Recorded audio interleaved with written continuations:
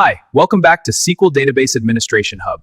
Today, we're designing a real-world backup strategy. Knowing the backup types is just the start.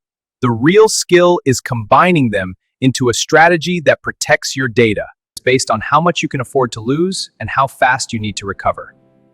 Let's build that strategy together.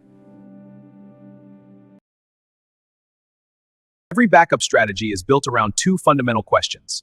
First, if something goes wrong right now, how much data can the business afford to lose? And second, if the database goes down, how quickly does it need to be back online? The answers to these questions define your backup strategy. In this video, we'll cover RPO and RTO, the two metrics that define those answers, and then we'll walk through how to plan your backup frequency based on real-world business requirements. RPO stands for Recovery Point Objective. It answers the question, how much data loss is acceptable? If your RPO is 1 hour, it means the business can tolerate losing up to 1 hour of data in a worst-case scenario. If your RPO is 0, it means no data loss is acceptable at all. RPO directly determines how frequently you need to take log backups. Here's why. If your database fails right now, the most data you can lose is everything that happened since your last log backup. So if your RPO is 15 minutes, you need log backups every 15 minutes. If your RPO is 1 hour, log backups every hour are sufficient.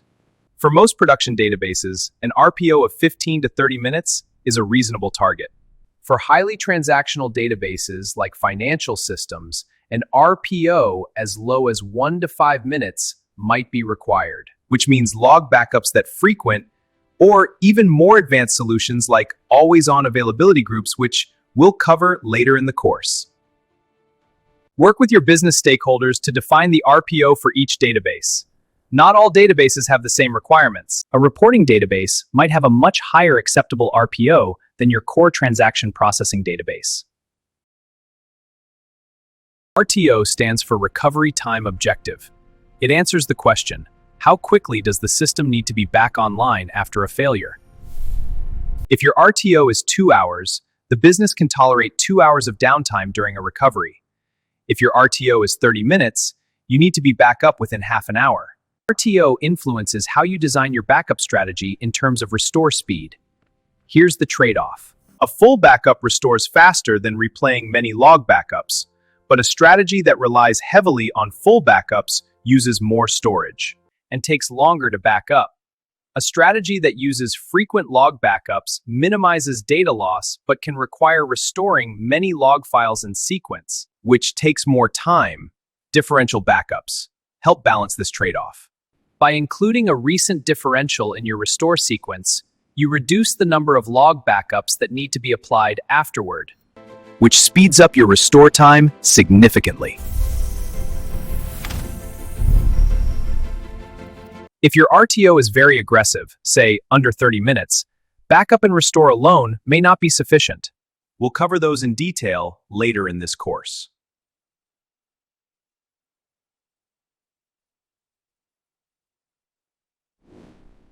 Now let's put RPO and RTO together into a practical backup schedule.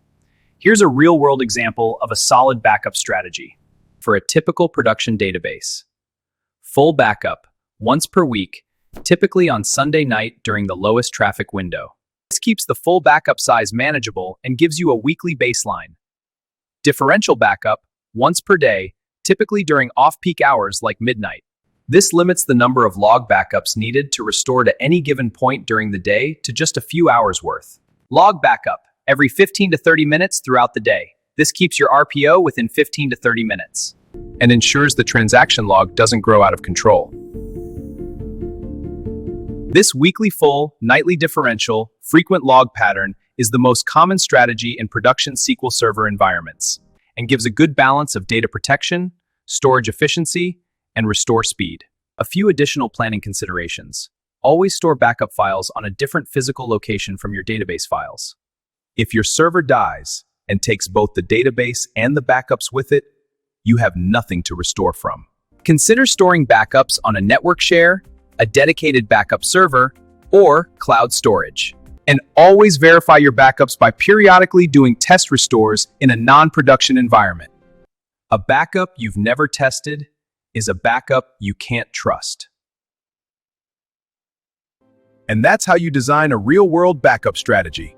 To recap, RPO defines how much data loss is acceptable and drives your log backup frequency. RTO defines how quickly you need to recover and influences how you balance full, differential, and log backups in your restore sequence. And your backup schedule, weekly full, nightly differential, frequent log, gives you a solid, proven framework to start from and adjust based on your specific business requirements. In the next video, we'll put all of this into practice by walking through real restore scenarios, including point-in-time restore, tail log backups, and page restores. subscribe so you don't miss it, and I'll see you there.